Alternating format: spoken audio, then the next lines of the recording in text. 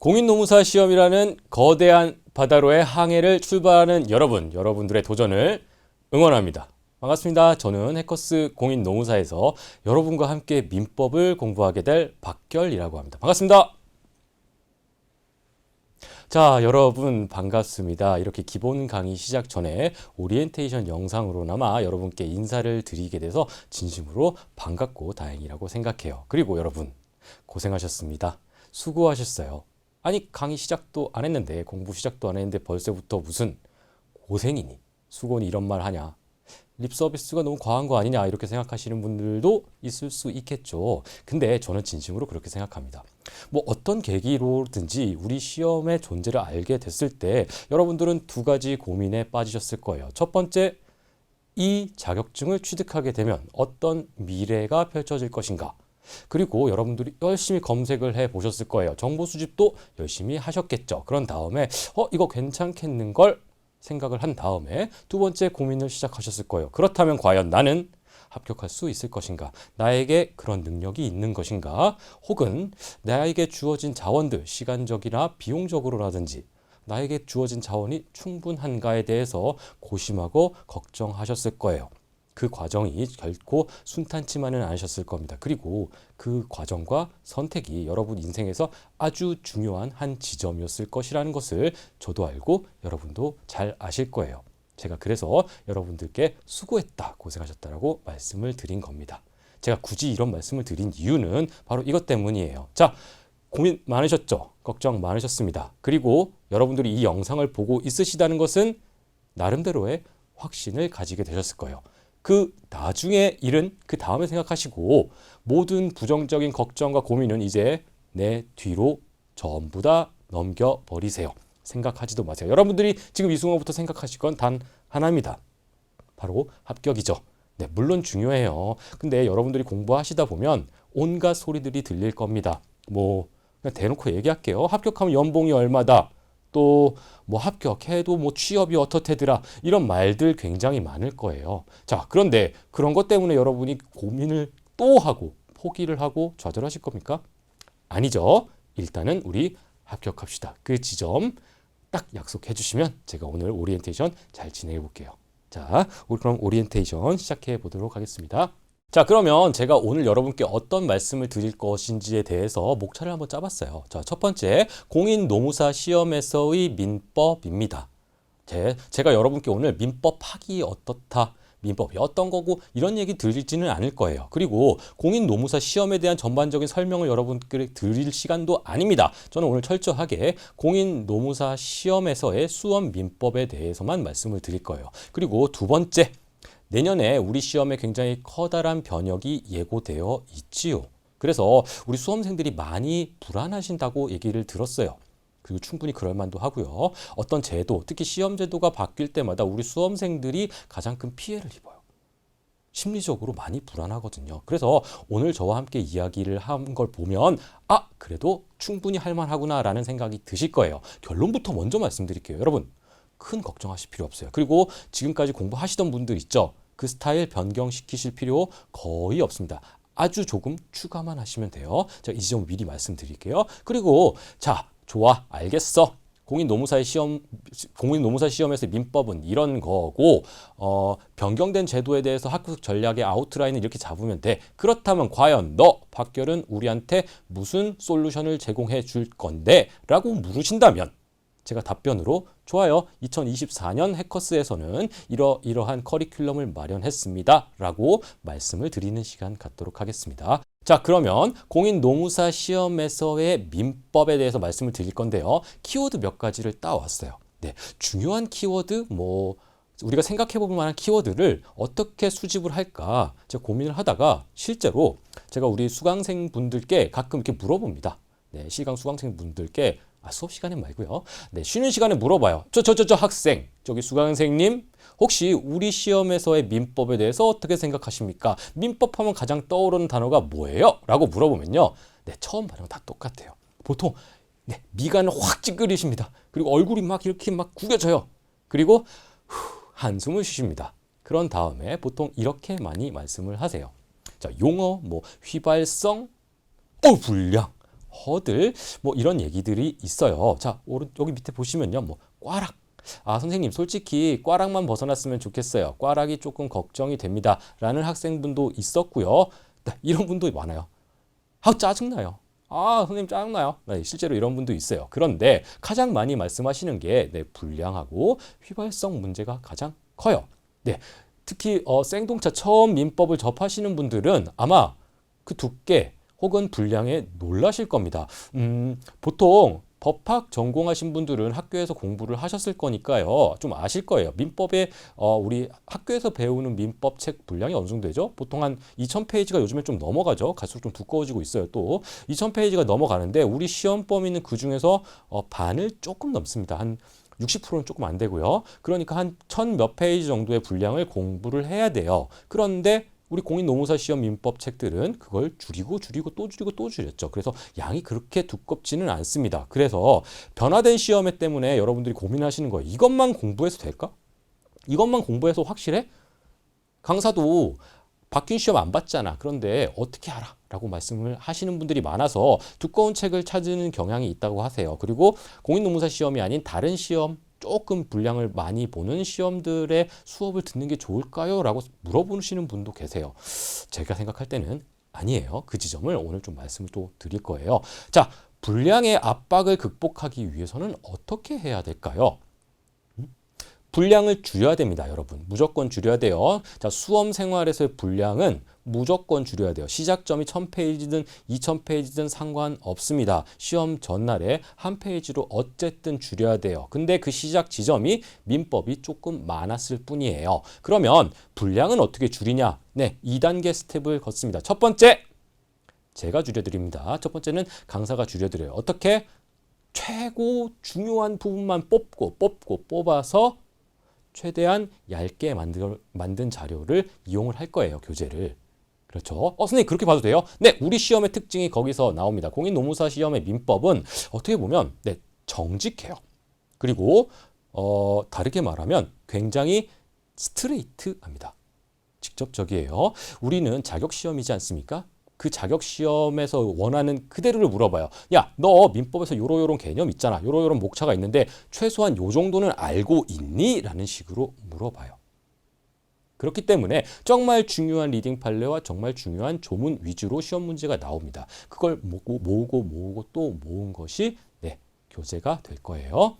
그리고 2단계가 있어요. 2단계는 여러분이 줄이셔야 됩니다. 우리 수강생분들이 줄이셔야 돼요. 에이 선생님, 강사가 그런 거 다 해줘야지.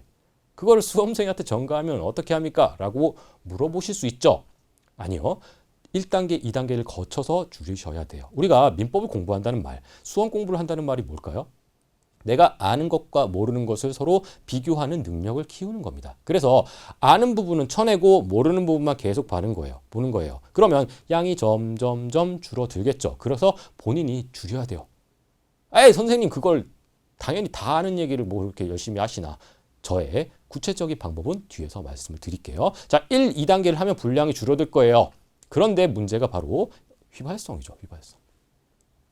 머릿속에서 금방 날아간다. 실제로 저와 수업을 하잖아요. 그럼 제가 막 신나게 재밌게 수업을 합니다. 자, 여러분 이런 거고요. 저런 거고요. 이런 거고. 이해되시죠? 그러면 네네 선생님 이해됩니다. 합니다.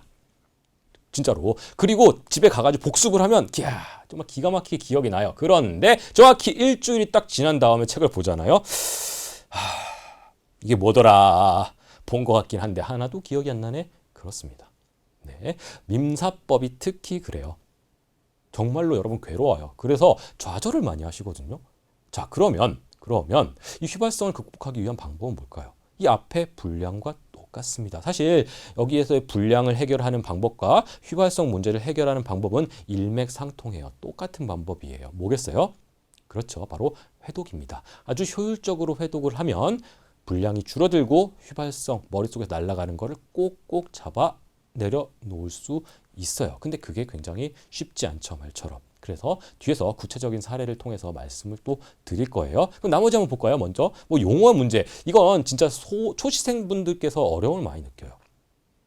법률 용어가 너무 좀 당황스러워요. 제가 제 친구 얘기를 한번 해드릴게요. 제 친구는요.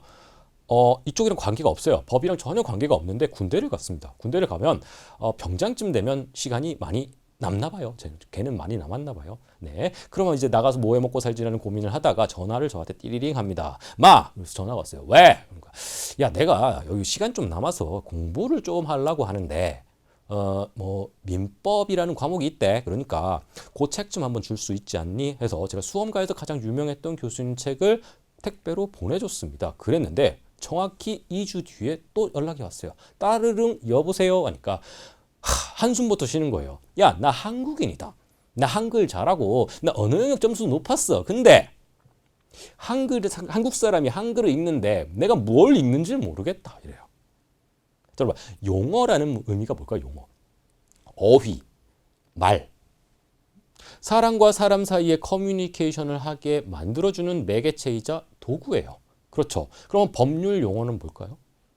법에서 쓰는 용어예요. 법에서의 커뮤니케이션을 말하는 말이에요. 도구예요.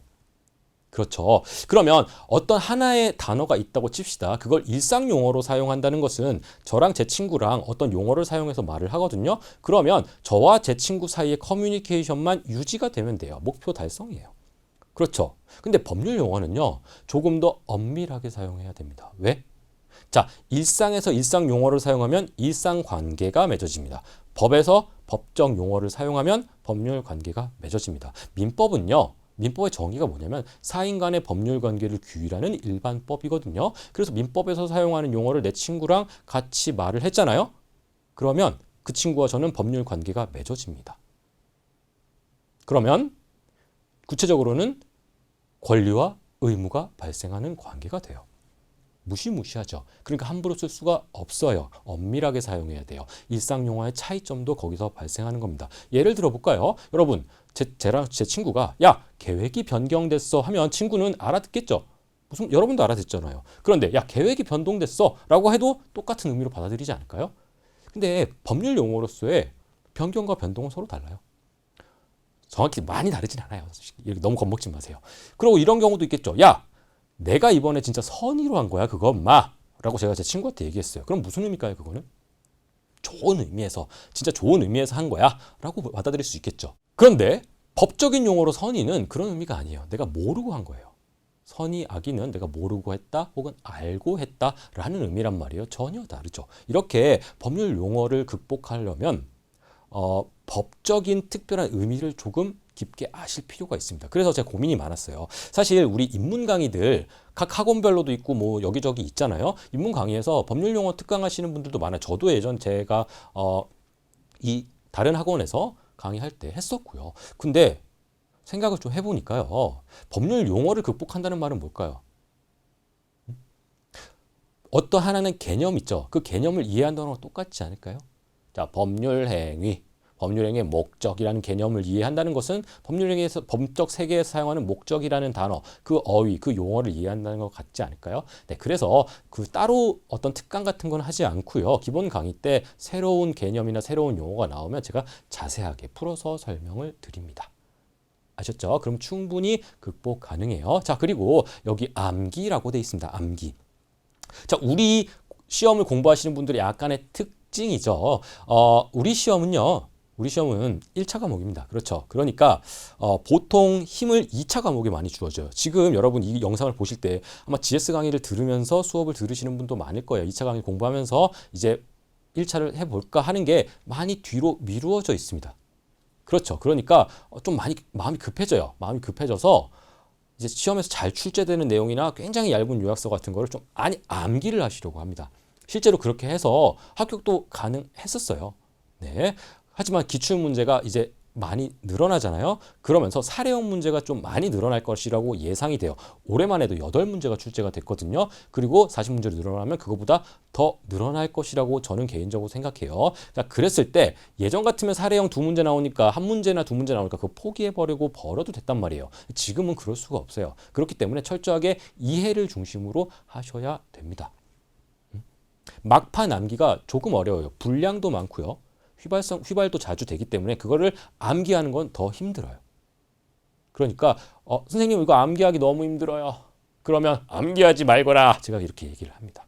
아셨죠? 이게 우리 학생분들이 보통 머릿속에서 떠올려서 저한테 해준 얘기예요. 그런데 저는 이 중에서 여기 써 있는 말들 중에서 하나 여기 허들이라고 써 있죠. 허들 빼고는 좀 생각이 달라요. 누가 저한테 선생님 공인노무사 시험에서 민법 하면 뭐가 떠오르시나요? 라고 묻는다면요. 저 같으면요. 이건 박결 버전이에요. 이렇게 말씀드릴 겁니다. 우리 시험은 절대평가고 객관식 시험이고 1차 시험이다. 이 세 가지가 가장 중요합니다. 민법에 대한 얘기는 하나도 없네요. 제도에 대한 얘기네요. 맞아요. 우리 시험은요. 1차 시험이고 절대평가고요. 객관식입니다. 1차 가장 커요. 이게 제일 커요.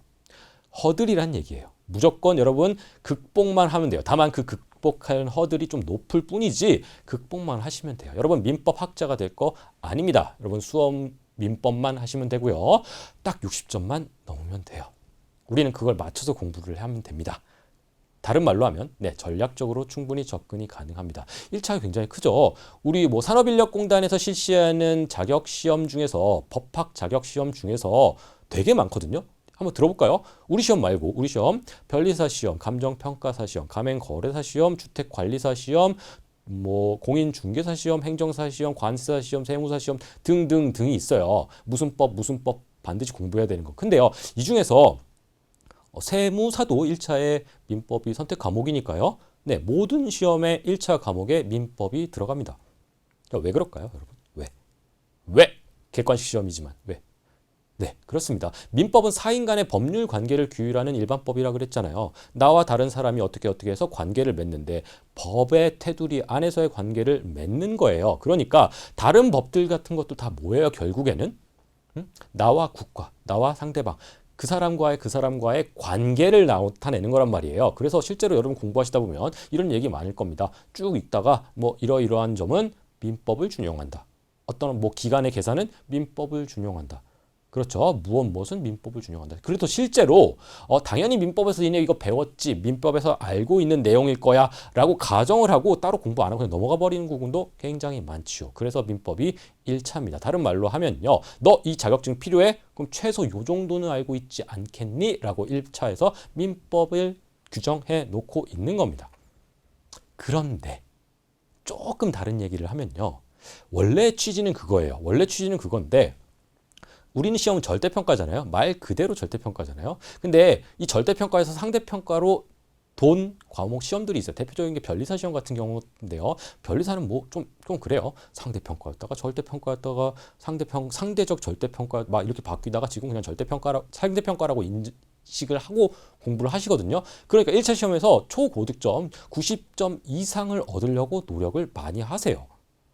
그리고 우리 공무원 시험 같은 경우에도 막 1점 차로 떨어지고 그러잖아요. 그러니까 최대한 높은 점수를 받으려고 정말 노력 많이 하십니다. 근데 우리 시험은요? 우리 시험은 그 취지 그대로예요. 요거 너 알고 있지? 네. 동그라미 딱 그렇게 나와요. 그러니까 우리 시험 점수 어떻게 받아야 돼요? 고득점. 가능하면 고득점이에요. 가능하면 고득점을 유지하기 위해서 노력해야지예요. 안정적인 점수, 즉 70점 초반 정도를 목표치로 잡고 실질 점수는 60점 중후반을 맞는 것을 목표로 해야 돼요. 안정적인 점수를 받는 것을 최종적인 목표로 삼아야 됩니다.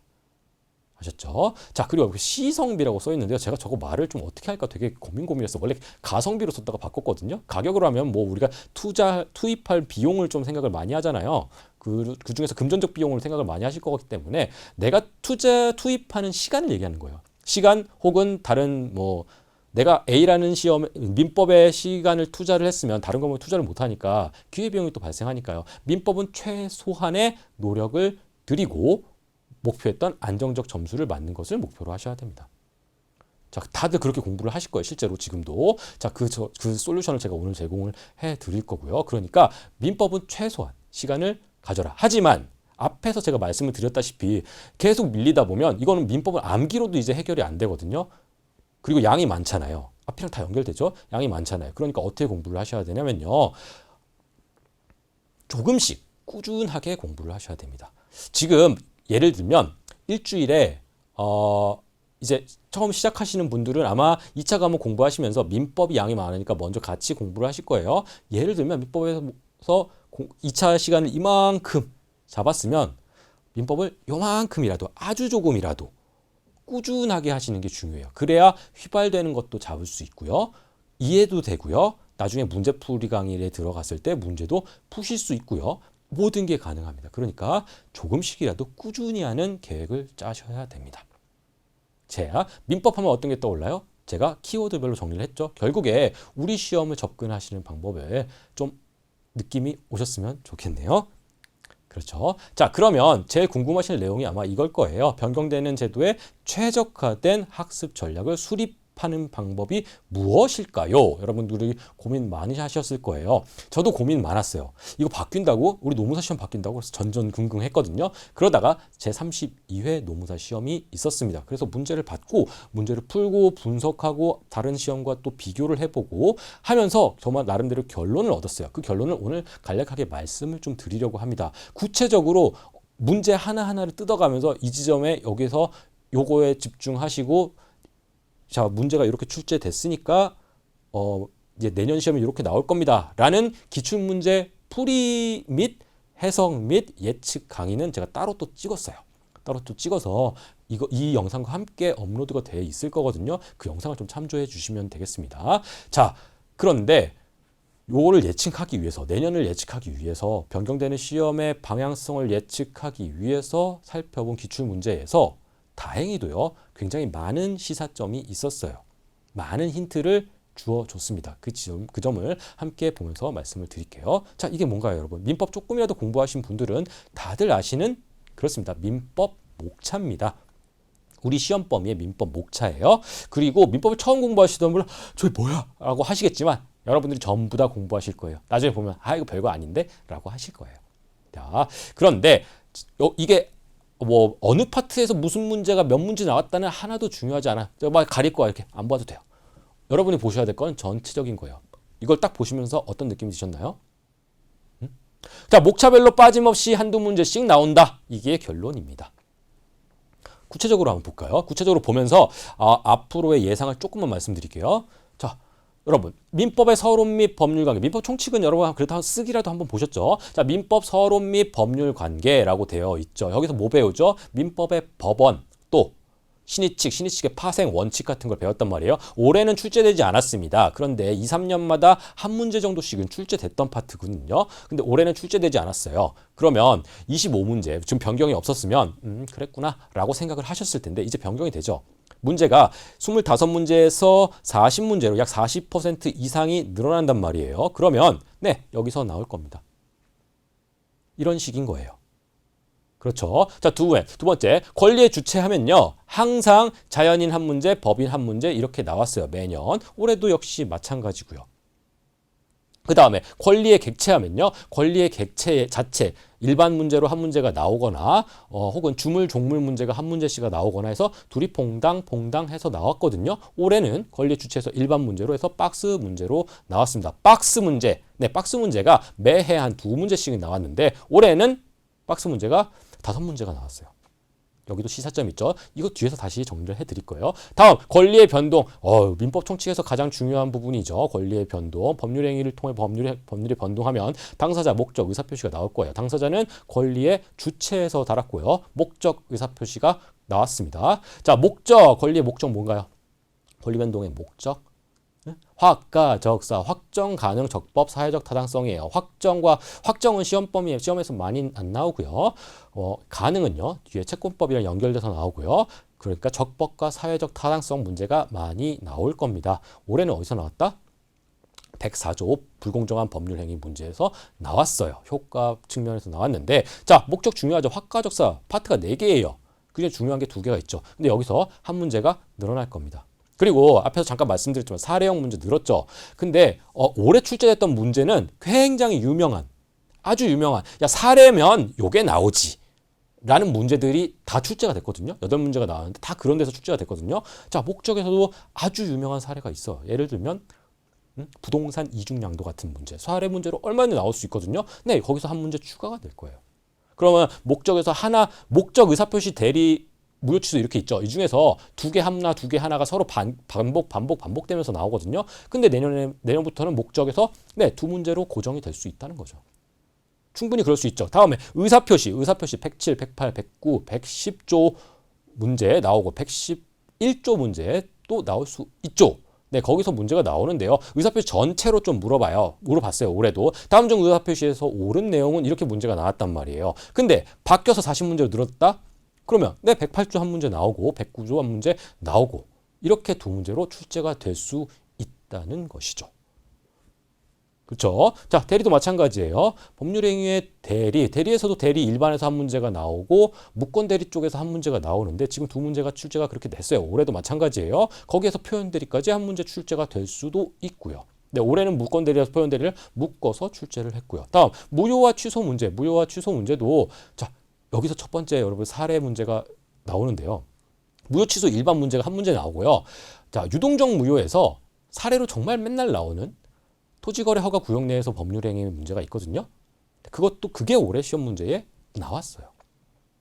이해되시나요? 자, 그러면 부가는 조건 문제가 나왔고 조건은 뭐 사례라기보다 아주 간단하게 나오고요. 자, 그러면 권리 변동 안에서 1, 1, 2, 2, 1 해서 7문제였는데 이게 11문제 정도로 늘어날 수 있다는 겁니다. 충분히. 아셨죠? 자, 그리고 기간 같은 거는요. 3년에 한 번 정도씩 계산하는 문제로 나왔어요. 기간을 계산하는 문제로 나왔는데 그게 올해 나온 거예요. 그러면 선생님 기간이 매년 나올까요? 그러진 않을 것 같아요. 기간 같은 건 사이클을 계속 지킬 것 같습니다. 2, 3년마다 한 번씩으로 사이클을 지키고 오히려 소멸시효 같은 거는 여러분 요건에서 뭐 대상 적격, 기간, 뭐 기산점 요 문제가 돌아가면서 문제로 많이 나오고 효과도 가끔 한 문제씩 나오는데요. 그게 아니라 소멸시효 그냥 통으로 한 문제 내는 거랑 네, 효과가 따로 한 문제 또 나올 수 있어요. 요건 한 문제, 효과 한 문제 이런 식으로. 자, 그러면 올해는 민법 총칙 12문제가 나왔는데요. 이걸 몇 개만 조금 추가하면 18문제, 19문제 충분히 낼 수 있습니다. 즉 25문제에서 40문제로 넘어갔다고 하더라도요.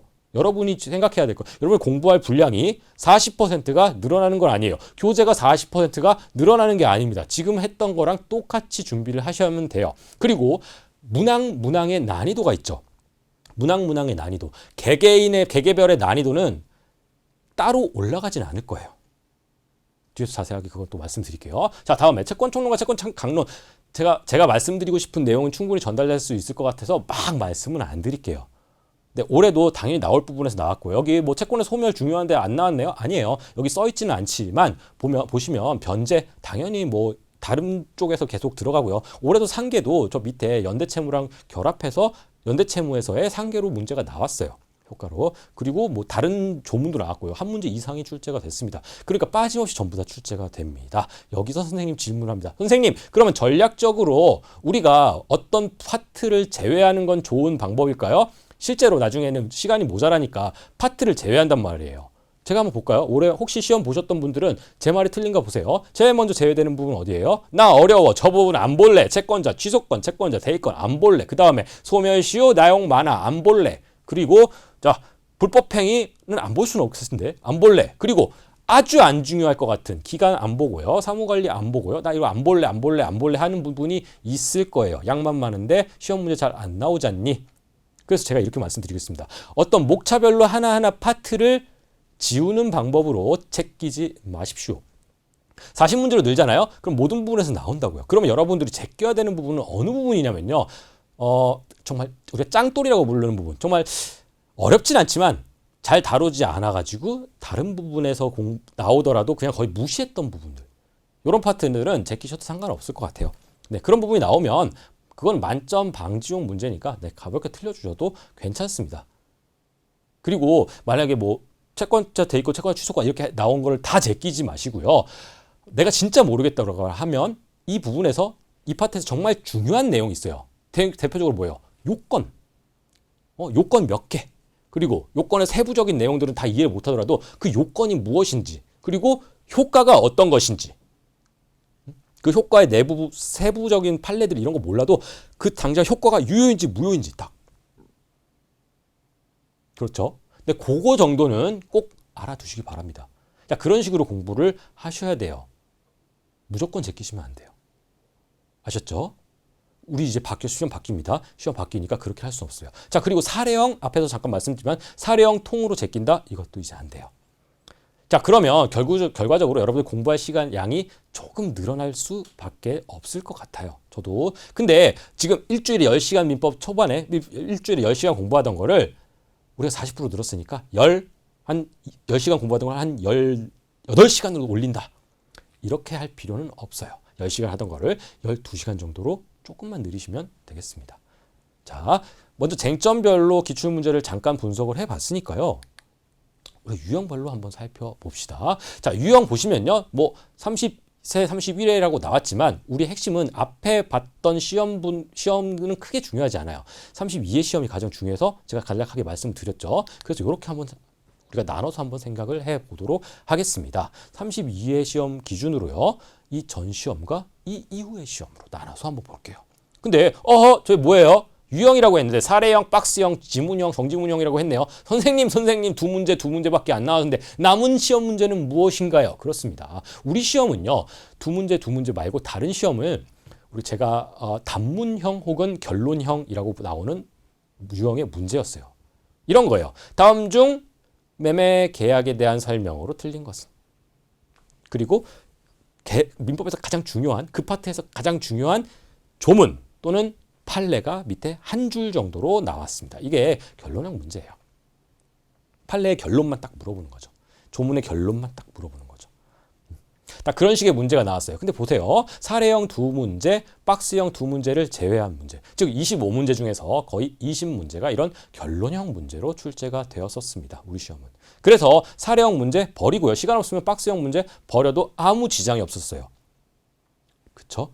그냥 20문제 중에서 반 이상 맞추면 되잖아요. 충분하잖아요. 그쵸? 자, 이렇게 준비를 하면 됐었는데 이제 바뀐 점이 32회가 이렇게 나왔습니다. 사례형이 8문제로 늘어났고요. 박스형이 5문제로 늘어났고 정지문형이 12문제로 늘어났어요. 그런데 보세요. 여기에 플러스 한마디 제일 많은 게 결론형이라고 그랬어요. 결론형은 따로 말씀을 안 드릴게요. 그렇다면 정지문형이 늘어났다는 것과 박스형, 사례형이 늘어났다는 의미에 대해서 한번 잠깐 설명을 드리도록 하겠습니다. 여러분, 정지문형이 늘어나면 시험이 어떻게 될까요?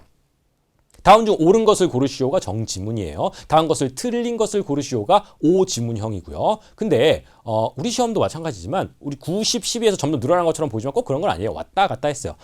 우연으로 이렇게 됐지만 한 9문제에서 왔다 갔다 했는데 올해는 10문제가 넘었단 말이에요. 산업인력공단 다른 시험에서 민법 많이 본다 그랬잖아요. 이거는 근데 트렌드예요. 예, 거의 50%에 전부 다 근접하고 있습니다. 지금 제가 강의하는 공무원 시험 같은 경우에는 다음 중 옳은 것을 고르시오가 작년에 2문제밖에 안 나왔거든요. 25문제 중에서. 근데 산업인력공단에서 실시하는 거는 거의 50%로 가고 있어요. 왜? 선생님, 정지문형이 많아지면 뭐가 문제예요? 문제가 아니라요. 여러분들은 책을 보시죠. 그 책에는 틀린 내용이 적혀 있습니까? 굳이 일부러 틀린 내용을 쓰고 이거 틀렸어요 라고 책이 구성이 돼 있습니까? 아니에요. 무조건 맞는 얘기로만 전부 다 써 있어요. 판례를 여러분이 본다? 그럼 맞는 내용 써 있는 거고요. 그렇죠. 맞는 내용만 보다가 시험 문제에서 틀린 내용이 나오잖아요. 그러면 눈에 확 띕니다. 그렇죠. 그래서 1번, 2번, 3번 있으면 3번이 정답이에요. 이거 맞고 얼랄라 3번 틀렸네. 짝 긋고 다음 문제로 넘어갈 수 있었어요. 근데 정지문형 옳은 것을 고르시오 하면요. 틀린 걸 4개 찾아야 되기 때문에 부담이 늘어납니다. 그래서 헷갈려요. 아리까리예요. 꼭 남은 지문 2개가 헷갈려요. 그렇죠. 이해되시죠? 그렇기 때문에 정지문형이 많아지면 많아질수록 1번부터 5번까지를 전부 다 봐야 될 부담이 늘어납니다. 즉 여러분께 시간을 조금 더 소요하게 된다는 의미예요. 박스형도 마찬가지입니다. 박스형도 여러분 기역, 니은, 디귿, 리을 만약에 이렇게 있으면요. 뭐 하나 제외하고 그냥 넘길 수가 없잖아요. 전부 다 봐야 되잖아요. 그래서 박스형이 많아지면 많아질수록 시간도 늘어납니다. 그런데 올해 박스형이 5문제가 출제됐잖아요. 5문제. 근데 이 중에서 하나는 뭐 박스라고 부르기가 좀 민망한 문제였고요. 4문제가 전부 다 기역, 니은, 디귿 3개만 나왔어요. 원래 오지선다 문제는요. 기역, 니은, 디귿, 리을 4개가 나와가지고 조합시키거든요. 근데 우리 출제자님께서도 조금 불쌍했나 봐 우리가. 그래서 기역, 니은, 디귿 나왔어요. 근데 박스형도 그러면 그거를 기본적으로 다 읽어야 되고요. 그 기역, 니은, 디귿 이걸 조합해야 되기 때문에 시간이 조금 더 걸려요. 박스형 문제가 많아지면 역시 시간이 더 듭니다.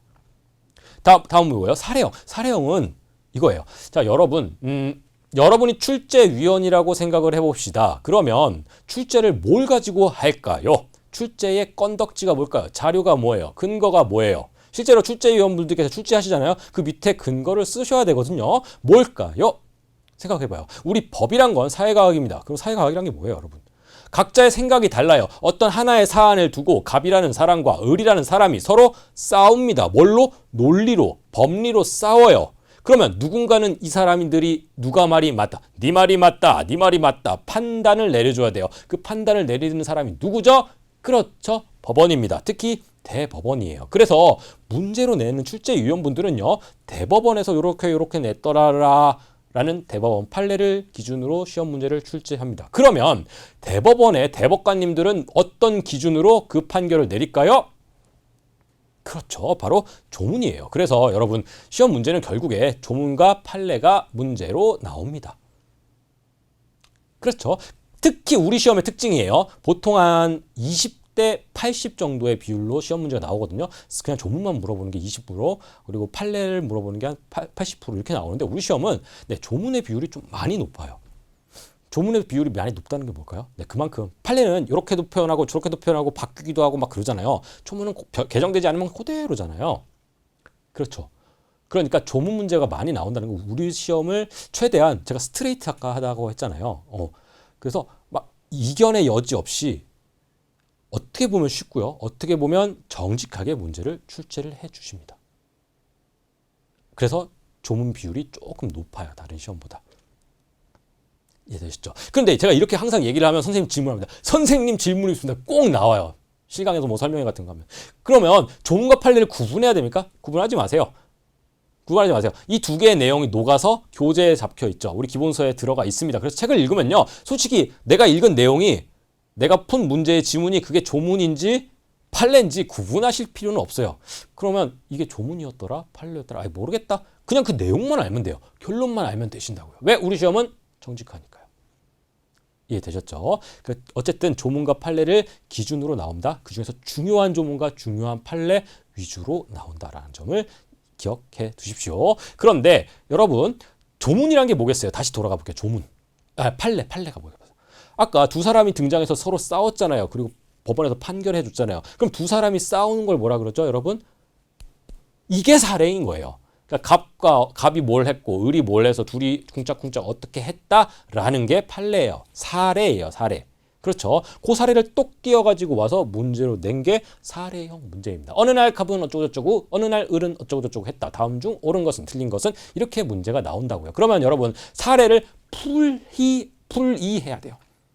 판례를 한번 여러분들이 딱 해친 다음에 내가 알고 있는 조문과 다른 판례의 결론을 대입하셔야 됩니다. 그러니까 당연히 어렵고 시간이 조금 듭니다. 그런데 너무 걱정하실 필요는 없어요. 제가 말한 게 원래 의미의 사례형 문제죠. 근데 우리 시험에는요, 특히 이번에 8문제 나왔잖아요. 꼭 그런 사례가 아니라 이런 사례도 많이 나옵니다. 우리가 준 사례 혹은 부진정 사례라고 부르는 건데요. 이런 거예요. 보세요. 앞에서 제가 예로 들었던 게 뭐죠? 다음 중 매매계약에 대한 설명으로 옳은 것은 이라고 했죠. 그쵸? 근데 들어보세요. 이것도 사례예요. 갑과 을이 매매계약을 체결하였다. 다음 중 옳은 설명은? 자, 이거 장난하는 것도 아니고 말을 좀 성의 있게 내지 이렇게 생각을 할 수도 있잖아요. 자, 이런 것도 사례형의 꽃입니다. 왜냐하면 밑에 보면 갑이 어쩌고 했다, 을이 어쩌고 했다라고 나오니까요. 그런 문제는요, 난이도가 그렇게 높지는 않겠죠. 그죠? 하지만 앞에서 말씀드렸던 진정한 의미의 사례 문제가 나온다고 해도 여러분 충분히 전부 다 풀 수 있습니다. 다만 시간이 부족하죠. 자, 이렇게 3개가 늘어났으니까 33회는 어떻게 준비를 해야 된다? 기존과 같은 방법으로 하시면 됩니다. 하지만 사례형 문제는 조금 더 준비를 하셔야겠죠. 어떻게? 뒤에서 말씀드릴게요. 자, 그러면 변화된 시험의 제도를 한번 보도록 하겠습니다. 자, 이게 기존의 32회까지 실시되던 내용이에요. 딱 보시면요, 시간 얘기가 나와요. 그럼 여러분들 이 표를 딱 봤을 때 제일 먼저 뭐를 보셨습니까? 여기를 보지 않았을까요? 25문제. 그쵸? 이게 어떻게 바뀌어요, 여러분? 뿅. 이렇게 바뀌어요. 25문제에서 40문제가 늘어났어. 아우! 저는 왜 화를 내는지 모르겠어요. 문제가 늘어났다고 화가 안 돼요. 근데 생각을 해보세요, 여러분. 어떤 문제를, 우리 시험은 특히 전략적으로 접근을 해야 되는 시험이라고 그랬어요. 2차 강화가 훨씬 중요하고 1차는 허들이기 때문에. 근데 여러분이 전략을 짠다고 합시다. 만약에 여러분들이 내가 진짜 못하는 세 파트를 지우겠어. 나는 채권자, 취소권과 채권자, 대위권, 소멸 시효를 보지 않겠어. 내용만 많고 어려워. 그거 볼 시간에 노동법 사례 하나를 더 보겠어. 라고 생각을 하셨다고 가정을 합시다. 그러면 세 파트를 지우죠. 자, 여러분 25문제를 보는 시험에서 새 파트를 지웠다랑 40문제를 보는 시험에서 새 파트를 지웠다. 어느 게 리스크가 큽니까? 어느 게 더 위험해요? 그렇죠. 그렇죠. 25문제 때가 더 위험할 수도 있습니다. 아시겠죠? 자, 그러면 저한테 이 표를 보고 제일 먼저 보이는 게 뭔가요? 라고 물어보면 뭐라고 말씀을 드릴까요? 저는 이걸 본 게 아니에요. 네, 여길 봤습니다. 그리고 굉장히 한숨을 길게 내셨어요. 와, 이거 쉬운 문제 아니다. 이거 큰일 났다. 나는 이렇게 생각했어요. 뭐냐면요. 보시면요. 과거엔 5과목, 선택 과목까지 5과목이 한 방에 치러졌어요. 우리는 전략적으로 접근을 해야 되는데 그 전략을 짜기가 굉장히 어떻게 보면 수월한 측면이 있었습니다. 여러분 선배나 혹시 지금 시험 보셨던 분들은 다 알고 있는 전략이에요. 뭐죠? 자, 민법은 25문항이 25분에 풀어야 돼요. 즉, 한 문항당 한 문제를 1분에 풀어야 되거든요. 그쵸? 그런데 민법은 시간이 부족해요. 원래 부족했었어요. 그래서 다른 문제가 제끼는 게 아니라, 제끼기 위해서 있다는 게 아니라 제낄 수밖에 없기 때문에 전략적으로 접근을 했었던 거예요. 근데 보세요. 노동법은 여러분 다 잘해요. 선생님 저 노동법 잘 못할... 아니에요. 여러분 노동법 잘하세요. 왜? 2차 과목이기 때문에. 그리고 먼저 공부를 시작하셨기 때문에 우리가 서술형 공부하다가 객관식은 그냥 겸사겸사 충분히 공부를 하실 수 있단 말이에요. 그렇죠. 그래서 노동법은 누구나 잘해요. 우리가 25문제, 25문제이기 때문에 50분 동안 노동법 푸시는 분 없어요. 보통 30분에서 35분 동안 문제를 해결하십니다. 거기서 남는 시간 10분에서 15분, 15분에서 20분 정도를 민법에 투자할 수 있었어요. 맞나요? 맞죠? 여러분들이 전부 다 아는 전략이죠. 그렇게 문제를 푸셨다고요. 그런데 제가 바뀐표 보고 나서 후 했던 이유는 뭐냐면 노동법들이 잘려서 나갔습니다. 1교시로요.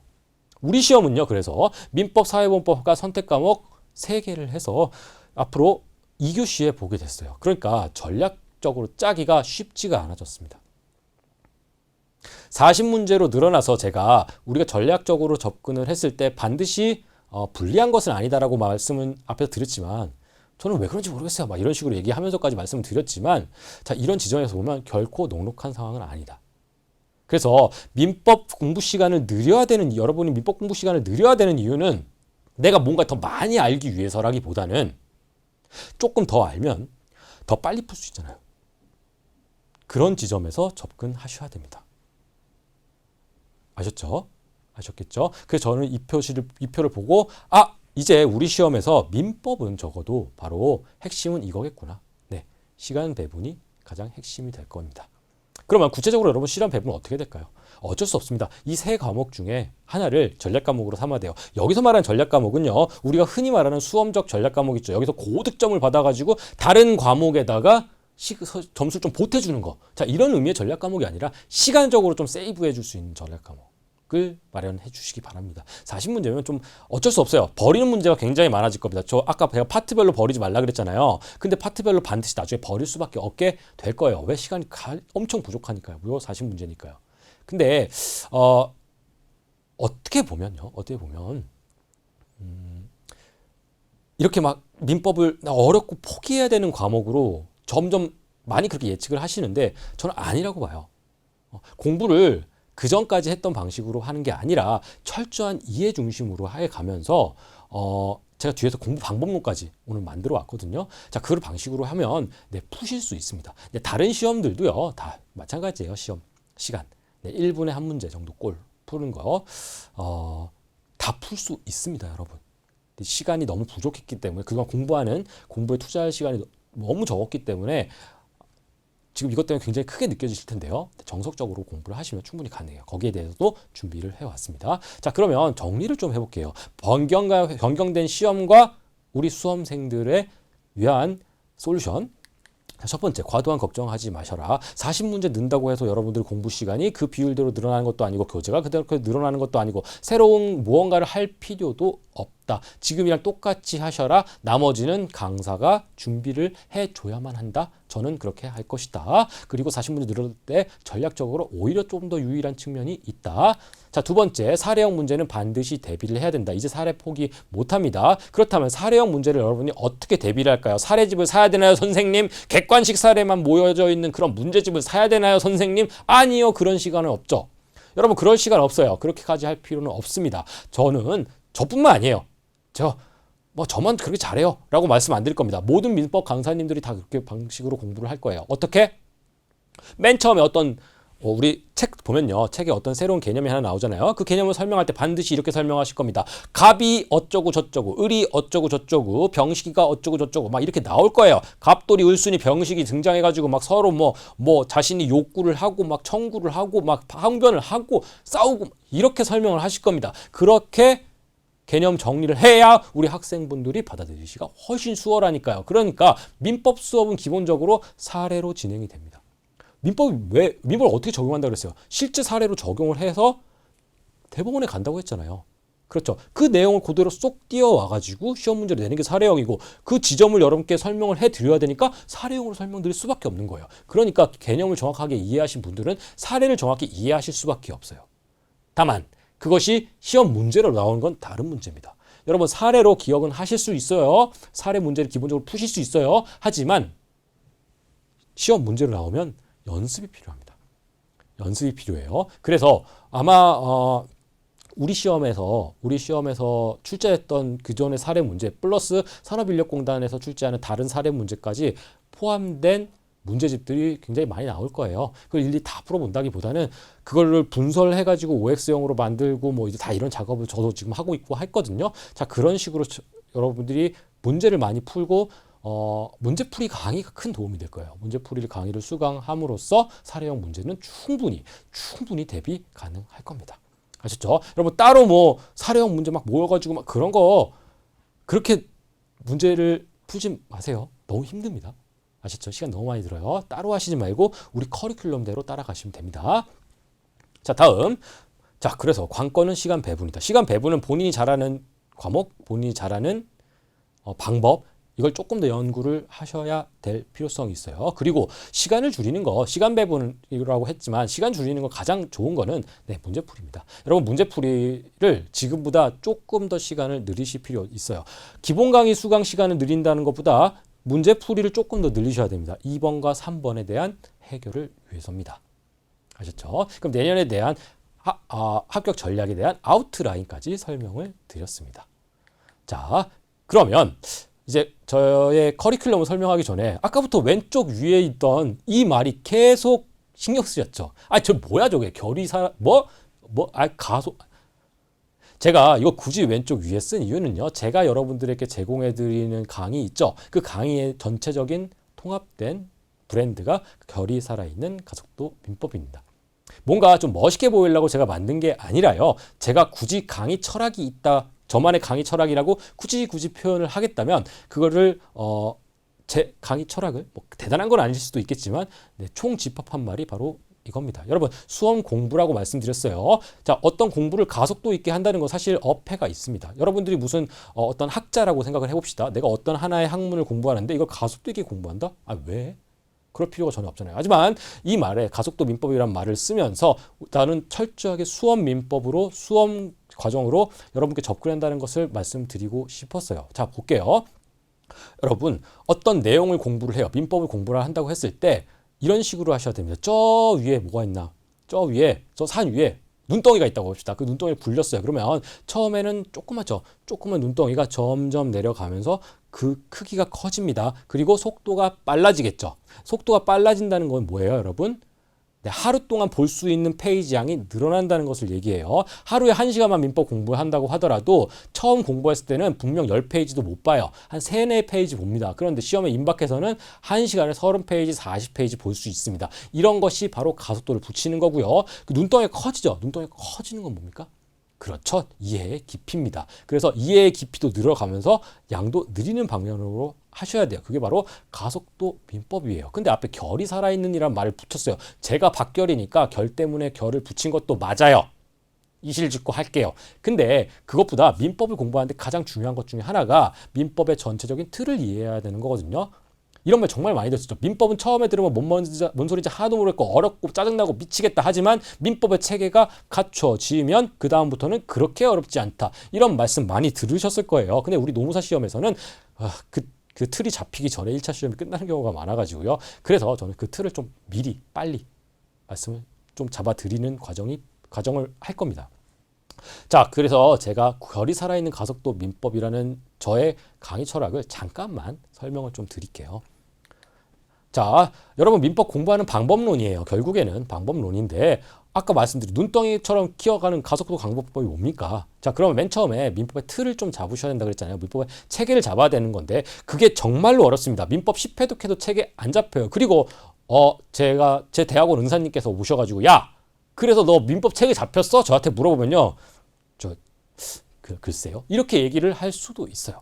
그게 쉬운 얘기가 아닙니다. 그 민법을 처음 공부하시는 분들은 굉장히 큰 어려움을 얻는 게 아까 뭐 3가지 정도 있다 그랬죠. 용어하고 분량하고 휘발성. 근데 그것보다 더 크게 당황스러운 게 있습니다. 민법 총칙을 처음 배우는데요. 쫙 뒤에서 나올 법한 매매계약이 어쩌고 저쩌고가 예시로 나와요. 그쵸? 그리고 우리 시험에서는 물권법 시험 빠지잖아요. 물권법 빠지는데 뭐 물권 변동이 어쩌고 이런 거 나와요. 등기가 어쩌고 이런 게 예시로 나와요. 정말로 당황스럽죠. 민법은요. 앞, 뒤, 양옆, 상하, 좌우가 긴밀하게 연결되어 있습니다. 왜 그럴까요? 자, 민법은 다른 법들이랑 조금 달라요. 예를 들면 이런 거예요. 여러분 형법. 형법은 뭐예요? 선생님 제 순 나쁜 애예요. 제 혼내주세요. 이런 거죠. 근데 그때 그 선생님이 뭐예요? 국가예요. 국가 보고 제 순 나쁜 애예요. 혼내주세요. 이게 형법이라고요. 형법이고 그걸 실질적으로 실현하는 게 형사소송법이라고요. 그렇죠? 그러면 또 다른 법 뭐가 있을까요? 뭐 행정법. 행정법 뭐예요? 국가가 이것 뭐 국가와의 관계예요. 그렇죠? 기본적으로 여러분이 아는 법들 있죠. 기본적으로 여러분들이 아시는 법들은요. 국가의 탄생과 국가의 존재를 예정 혹은 상정한 법들입니다. 그러니까 국가가 언제부터 태어났죠, 여러분? 국가라는 존재는요. 사실 인간이 만들어낸 산물이에요. 그렇죠. 그 다음에 뭐 존재했다기보다는 그 다음에 훨씬 체계적으로 만들어진 법들이에요. 근데 민법은 뭐예요? 아까 제가 뭐라 그랬죠? 사인 간의 관계란 말이에요. 그렇죠. 그냥 사람과 사람이란 존재가 있으면 두 사람의 관계를 맺는데 룰이에요. 그렇게 생긴 법이에요. 자, 예를 들면요. 예전으로 한번 올라가 봅시다. 우리의 조상의 조상의 조상으로 올라가 봅시다. 자, 그러면 그 조상님께서는요. 네, 맘모스를 때려 잡으면서 사셨을 거란 말이에요. 자, 그때로 한번 돌아가 볼게요. 그때도 분명히 사람과 사람 사이니까 룰이 존재했을 거예요. 그렇죠. 저 맘모스를 잡으면 저 맛있는 무슨 부위는 누가 먹는다, 누가 뭔가 먹는다 이런 룰들이 있을 거예요. 그리고 채집을 하면서 돌아가다가 동굴을 발견했을 때 저 동굴은 누가 차지한다 이런 룰이 있을 거예요. 그 룰이 그때부터 쭉 내려와서 2023년, 2024년 대한민국으로 온 게 바로 민법이란 거예요. 그렇죠. 그러니까 논리가 얼마나 쌓이고 켜켜이 쌓이고 또 쌓였겠어요. 그러니까 앞뒤 양옆 상하 좌우가 또 긴밀히 연결이 되어 있겠죠. 그걸 이해하기 위해서는요. 네, 민법의 틀을 잡아야 됩니다. 먼저 민법이 어떻게 이렇게 우리가 구조가 되어 있는지 앞에 말씀드렸던 그 틀, 그 목차가 어떻게 짜여져 있는지 설명을 드릴 거예요. 제가 그림을 그려가면서. 그리고 민법 해석의 틀이라고 했는데 제가 존경하는 민법 선생님 중에서 어떤 분이 이렇게 말씀을 하셨습니다. 자, 민법은 외국어로 된 수학 문제를 푸는 거라고. 정확하거든요. 네, 정확하거든요. 그러니까 일종의 해석의 틀을 나만의 틀이라고도 볼 수 있고요. 도구로 볼 수 있는데 나만의 해석의 도구가 있어요. 이 두 가지를 언제 하냐면 저는요. 입문 강의 때 합니다. 입문 강의 때 뭐 용어 해설 이런 거 안 하고요. 민법의 구조가 어떻게 돼 있고 민법을 앞으로 이렇게 해석하세요 라고 툴을 제공해 드려요. 민법은 사인 간의 법률 관계라고 또 말씀드렸죠. 이 법률 관계가 발생하면 권리와 의무가 발생, 변경, 소멸되거든요. 그러니까 뭐예요 결국에? 권리라고요. 의무라고요. 내가 상대방이 가지고 있는 재산권적 권리, 의무 이런 걸 민법에서 배워요. 그러니까 이걸 해석하기 위해서는 상대방에게 청구하는 청구권을 중심으로 해서 제가 말씀을 드릴 거예요. 그러니까 그렇게 어렵잖아요. 그렇게 어렵지 않습니다. 한 지금 2회 8시간 정도 지금 생각하고 있는데요. 그 중에서 목차 설명에 대한 시간이 많고 요거 하면 시간 얼마 되지 않아요. 얼마 되지 않습니다. 이걸 입문 강의 때 잘 찍어놓고 여러분들 기본 강의 듣기 전에 입문 강의 꼭 듣고 오세요. 안 그러면 제가 무슨 말 하는지도 모를 겁니다. 라고 할 정도로 제가 준비를 잘 했습니다. 그리고 이거를 계속 반복시킬 거예요. 저는 여러분들의 시간을 뺏고 싶지 않아요. 여러분들의 시간이 금이니까요. 반드시 꼭 필요한 것만 이때 앞에 말씀을 드릴 거예요. 자, 그런 다음에 여기 링크라고 되어 있는데요. 다시 말할게요. 앞뒤 양옆 상하 좌우 꽉 뭉쳐져 있죠. 그러니까 뭔 소리인지 몰라. 그게 제일 여러분들을 힘들게 할 거예요. 그러니까 넘어가는 부분도 있을 거예요. 자, 1페이지에 몇 페이지 몇 번 있죠? 그 옆에다가 왼쪽에다가 몇 페이지 쓰세요. 몇 페이지 쓰세요. 그래서 여러분들 책 보면요. 알 수 없는 기호처럼 왼쪽 오른쪽에 쭉 페이지가 써 있을 겁니다. 그러면 그 페이지에 가서 보시면 다시 이게 페이지가 써 있었네. 앞에 오면 이해. 그래서 1회독을 하면 여러분 민법은 1회독 하면 절대 이해 못 한다 그래요. 왜? 이런 것 때문에 지금 이런 모형 때문에. 근데 처음부터 그렇게 하면요. 네, 입체적인 공부가 가능해져. 그렇게 링크를 시켜 드릴 거예요. 그런 다음에 책 하나가 완성이 됐잖아요. 책 하나가 완성이 되면 그때부터 가속도를 붙여서 회독을 하는 방법을 말씀을 드릴 겁니다. 뒤에서 제가 구체적인 사례로 이걸 어떻게 하는지 다시 말씀드릴게요. 우리 민법의 목표는 뭐다? 민법을 공부하는 것은 내가 아는 것과 모르는 것을 구분하는 능력을 키우는 것다. 그래서 모르는 부분은 버리고, 아는 부분은 버리고 모르는 부분만 계속 보는 것이 가속도를 키우는 방법이다라고 앞에서 잠깐 말씀드렸는데요. 구체적인 사례로 이거는 보여드릴게요. 자, 그래서 좋아. 너의 커리큘럼은 뭔데? 해커스에서 너의 커리큘럼은 뭔데? 라고 했을 때 제가 4단계로 크게 짜봤습니다. 자, 먼저 첫 번째 인문특강이라는 이름으로 아까 말씀드렸다시피 2회 정도 진행을 할 거예요. 그때 할 내용은 뭐다? 앞에서 잠깐 말씀드렸지만 네, 여러분 민법 처음 공부하시니까요. 저 그렇게 안 해요. 누구나 받아들일 수 있을 정도로 민법의 구조와 민법 해석의 틀을 보여드릴 것입니다. 큰 부담이 안 되실 거예요. 하지만 그래서 이 자료도 핸드아웃이잖아요. 막 두꺼운 교재를 여러분께 드리지는 않을 거예요. 저는 교재와 자료를 여러분께 막 폭탄적으로 많이 드리지는 않을 거예요. 왜? 여러분들은 그거 정리하는데도 시간이 걸려요. 그거 잘라가지고 오려 붙이고 이렇게 바꿔 쓰고 이런 거 못해요. 그리고 이 자료 있잖아요. 기본서도 두꺼우면 두꺼울수록 강사는 좋거든요. 왜? 야! 32페이지 거기 시험 나올지 안 나올지 모르겠지만 내가 책에 써놓은 그 부분 있지. 그 부분에서 나왔잖요. 네, 강사한테 면피용이 가능해요. 책이 두꺼울수록. 근데 저는 최대한 얇게 만들 겁니다. 왜? 그것만 봐도 시험에 합격할 수 있는 게 제일 중요하니까. 여러분 합격이 중요하죠. 그렇죠. 여러분 합격이 중요합니다. 하지만 불안해요. 내가 중요한 부분은 빼놨을 수 있을 거니까. 그러니까 책이 두꺼워지는 건데 그럼에도 불구하고 제가 욕먹을 각오하고 줄일 겁니다. 자, 스텝 2 기본 강의예요. 여기 핵심이죠. 야, 22회 정도 됐죠. 이게 선생님 좀 많은 거 아니에요? 라고 생각하시는 분들도 있을 텐데 제가 혹시나 몰라서 뒤에 2강 있죠. 2강론으로 특강. 그리고 공인노무사 결정적 민법이라는 지금 가제긴 한데 책으로 여러분 수업을 할 겁니다. 앞에서 잠깐 설명드렸다시피 제 강의의 기본서는 보통 말하는 기본서이죠. 기본서가 뭐예요? 기본서? 네, 어떠한 문제가 나와도 기본서 찾아보면 그 안에 내용이 들어있는 것이 바로 기본서예요. 그렇죠. 하지만 제 수험서 자체가 수험서만으로는 부족할 수는 있겠지만, 기본서로서 부족할 수는 있겠지만 여러분 합격에는 충분히 가능한, 합격에 큰 지장이 없고 반드시 봐야 될 내용만 꼭 들어있는 그런 책으로 만들었습니다. 기본 강의 교재로 사용할 거고요. 그 다음이 기본 강의서 제가 강의를 할 때 빠짐없이 전부 다 강의를 해요. 강의를 하면서 여러분이 그런 게 있을 거예요. 선생님, 저는 혼자서 좀 동기부여가 좀 필요해요. 이런 분들이 있을 거예요. 동기부여를 위해서도 있겠지만 저는 숙제를 좀 내줍니다. 이 말 하기가 좀 입이 안 떨어지네요. 다들 성인이신데 숙제라니요. 과제라니요. 그 숙제가 제가 직접 검사하고 풀어보고 이런 거라기보다는 제가 기본서를 딱 드리고 매일 여기 보여드리면 되겠네요. 자, 매일 이런 걸 나눠 드려요. 이게 뭐냐면요. 그날 나갔던 진도 있죠. 그날 나갔던 진도에서 우리 시험에 충분히 나올 법, 기출됐었고 거의 기출이고요. 우리 시험에 충분히 나올 법한 다른 시험 있죠. 그렇죠. 다른 시험에서 기출 지문들을 쭉 정리를 합니다. 보통 우리 이렇게 한 줄, 길면 한 2줄 이렇게 나오니까 그 조문들, 그 판례들을 지문 형태로 바꿔가지고 나눠 드려요. 개수는 조금 많이 다릅니다. 파트가 너무 어려운 부분은 막 거의 100개 가까이 될 때도 있고요. 그렇지 않은 부분은 한 3, 40개 될 때도 있어요. 이걸 여러분께 나눠 드릴 거예요. 선생님, 그러면 이것만 모으면 거의 한 100 몇십 장 정도 되거든요. 100 몇십 장 정도 지금 계속 줄이고 있어요. 또 줄이고 있는데 이거 내용을 빼는 게 아니라 편집을 좀 편하게 모르게 페이지 수를 좀 줄이고 있긴 한데 이런 걸 나눠드리면 여러분들은 그날 어떻게 하셔라 옆에서 봐서 이런 게 있었구나 라고 보시면 되는 게 아니에요. 여기서 숙제입니다. 저는 이걸 나눠 드린 다음에 이렇게 합니다. 이거를 5번 보고 오세요. 우리 수강생분들 5번 보고 오세요 라고 얘기를 해요. 그게 바로 포 시그널즈의 기적이라고 부르는 겁니다. 자, 여러분 아는 것과 모르는 것을 구분하는 능력을 키우는 거랬죠. 자, 먼저 여기서부터 연습을 시키는 거예요. 이게 여러분 좀 적응이 되면 기본서도 이렇게 하시고요. 또 문제풀이 강의 있으면 문제풀이도 이렇게 하시고요.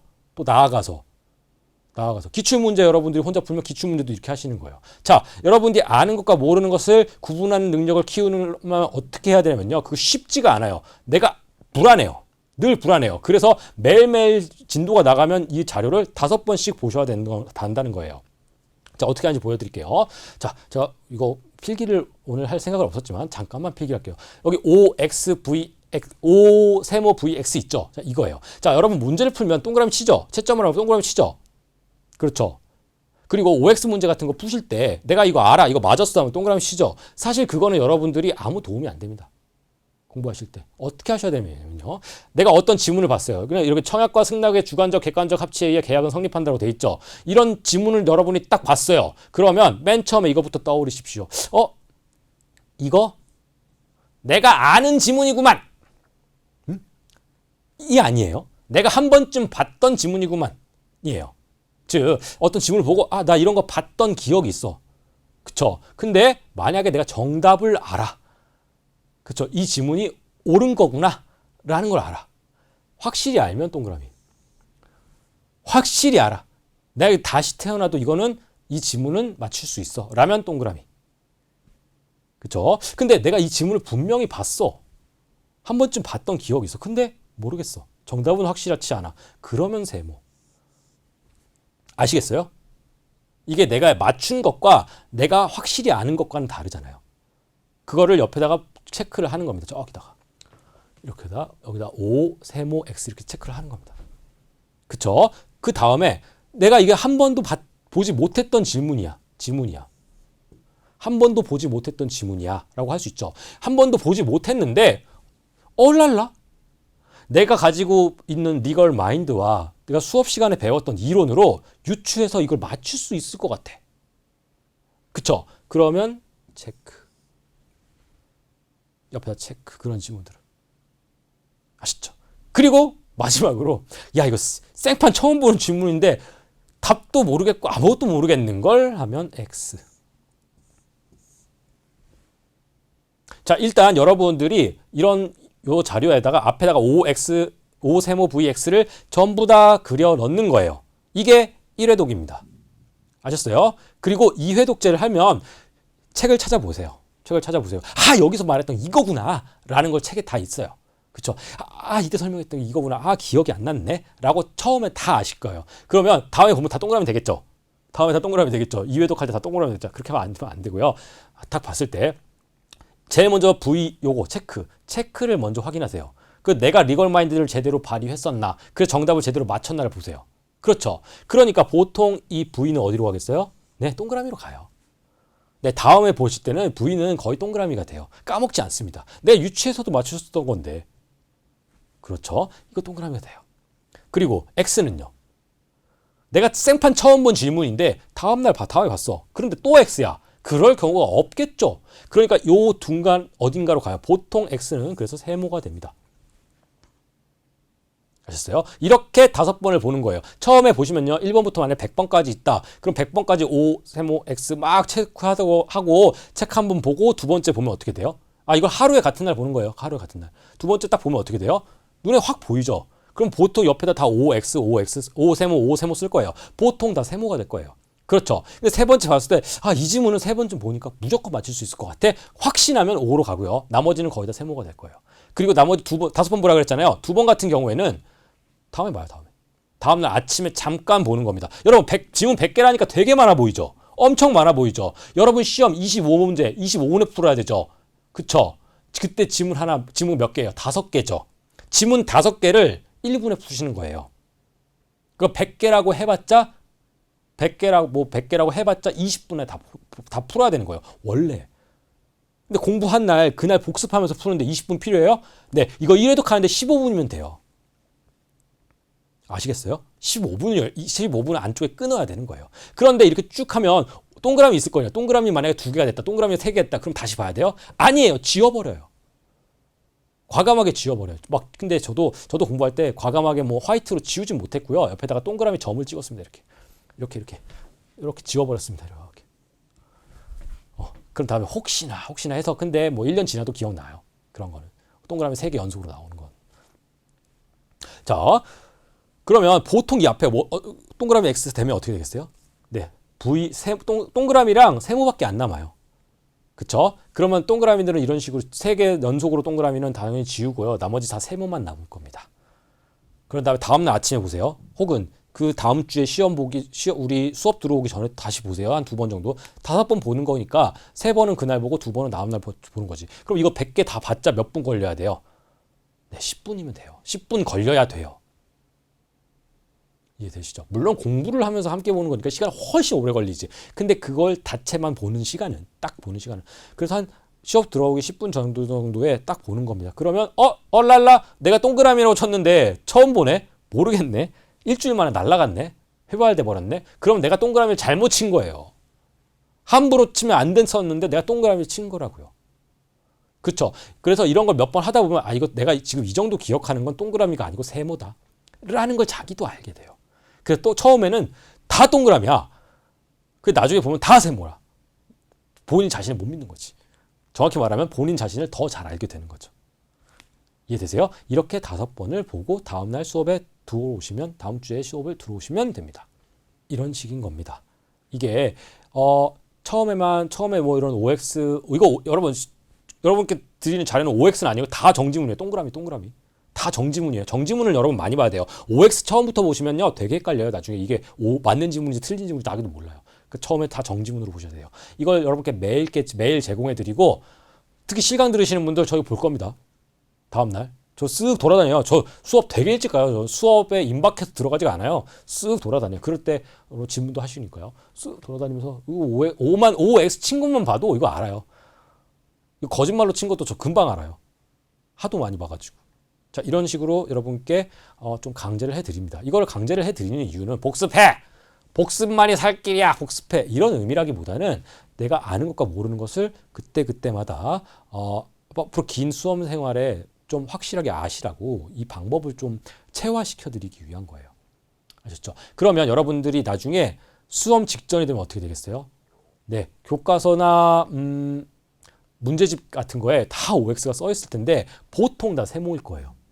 근데 세모가 만약에 5개 연속 있다, 세모가 4개 연속 있다, 막 이런 것들은 많이 없을 거예요. 보통 세모, 동그라미 이렇게 바뀔 거거든요. 근데 이상하게 세모가 한 4개, 5개 되는 경우가 있어요. 이런 경우는 뭐예요? 진짜 내가 그 지문을 제대로 이해를 못했다는 거예요.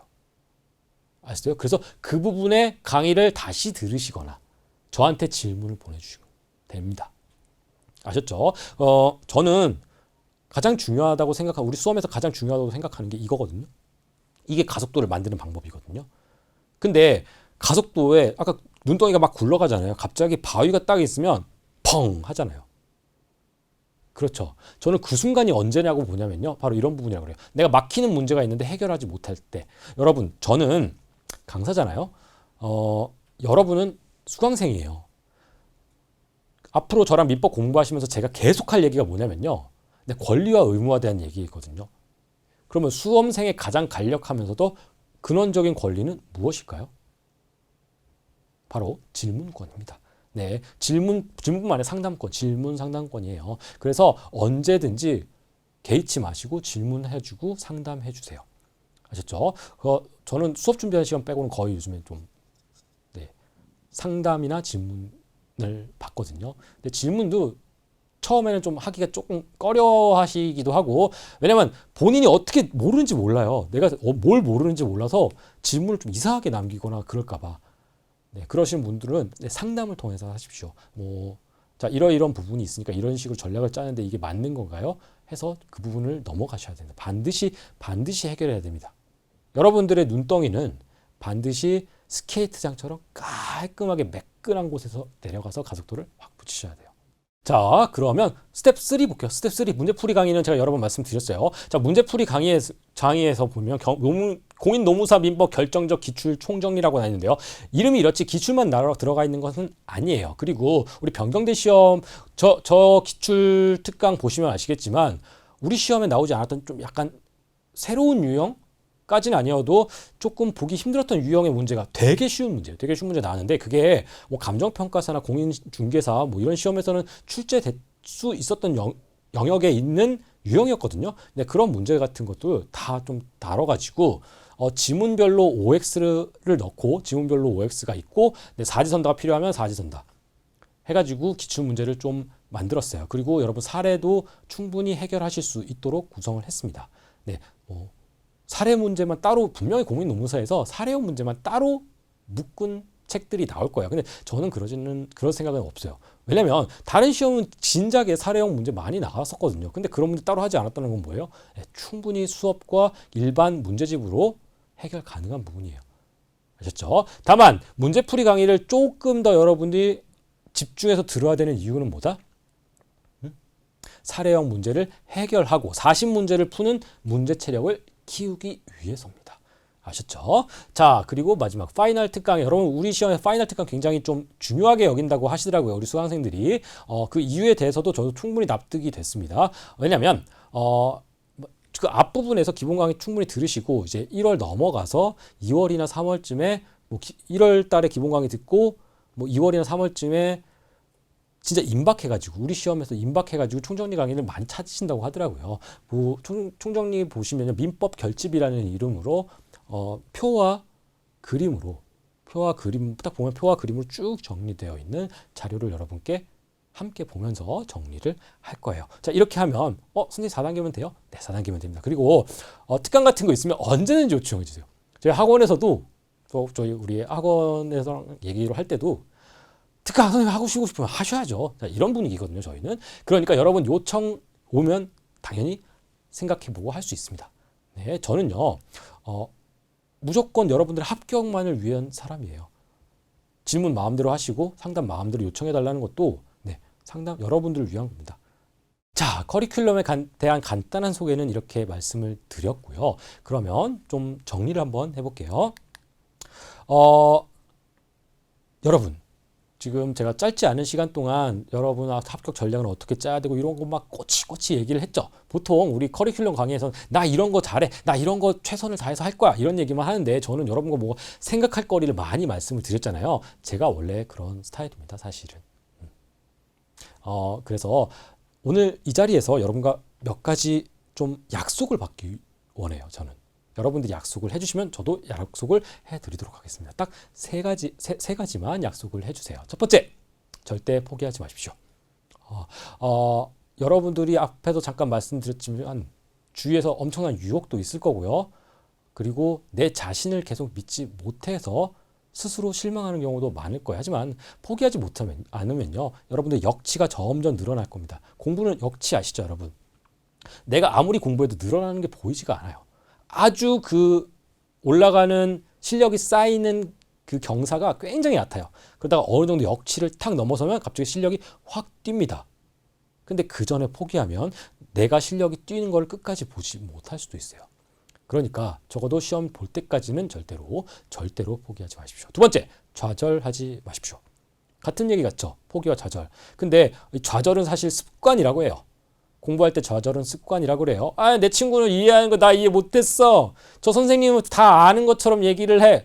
이런 내용 하나하나 때문에 내 마음이 약해져가지고 좌절해하게 돼요. 그 순간순간마다. 그러면 동기부여는 뚝뚝뚝 떨어져요.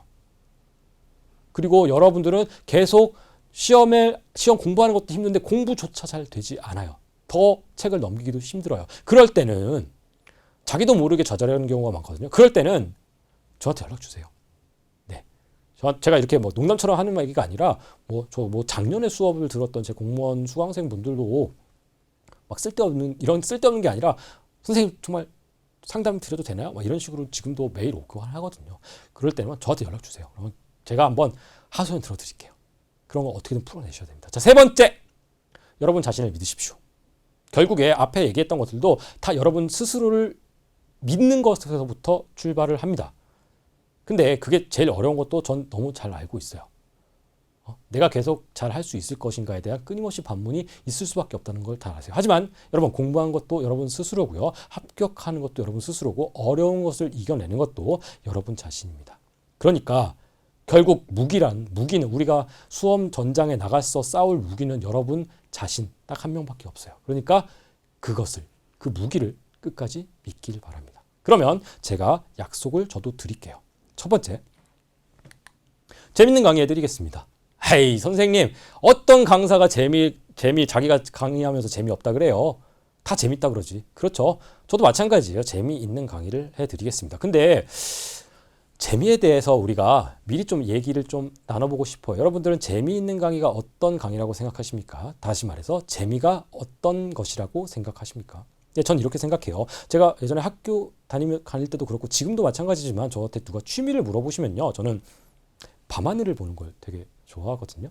뭔가 낭만적으로 보이시죠? 절대 아니에요. 제가 처음으로 별 보러 갔을 때 어두운 곳을 골라간단 말이에요.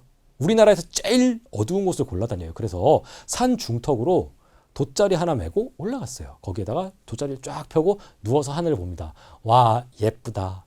되게 낭만적인 것 같죠? 딱 10분 갑니다. 근데 겨울에 가면 진짜 추워 죽어요. 엄청 추워요. 그리고 여름에 가면요, 벌레들이 내요. 어우. 그리고 깜깜하니까 조금 무섭기도 하고요. 그렇죠. 그러니까 그 낭만은 10분이면 끝나거든요. 그런데 어느 순간부터 밤하늘을 이렇게 쳐다보잖아요. 그럼 그 안에서 많은 이야기들이 보입니다. 오늘은 어제보다 저 별이 조금 어두운데 시상이 안 좋구나. 어떤 이유가 있을까? 그리고 막 달의 변화가 이렇게 됐구나. 이런 것도 보고요. 별 하나하나를 좀 연결해봐서 별자리에 대해서 좀 알고 싶은 호기심과 흥미가 생기고요. 그 안에 들어있는 신화의 이야기도 궁금하고, 그리고 그 안에 들어있는 어떤 성운과 성단을 좀 더 많이 보기 위해서 망원경도 구입을 하게 되고요. 망원경도 구입했으니까 또 보고 싶고, 흥미와 호기심은 늘어나고요. 사진으로 담고 싶어서 사진도 찍고요. 자, 그래서 처음에 10분을 버티기도 정말 힘들었는데 어느 순간부터는 어두워지면서 날 밝을 때까지가 짧게 느껴졌어요. 이런 게 재미가 아닐까요? 바로 재미라고, 제가 생각하는 재미란 것은 내 흥미와 호기심을 놓지 않는 것입니다. 끊임없이 호기심을 자극하고 끊임없이 흥미를 유발시키는 것. 제가 말하는 재미있는 강의란 것은 여러분께 흥미와 호기심을 계속 이어가도록 하겠다는 저만의 다짐이기도 합니다.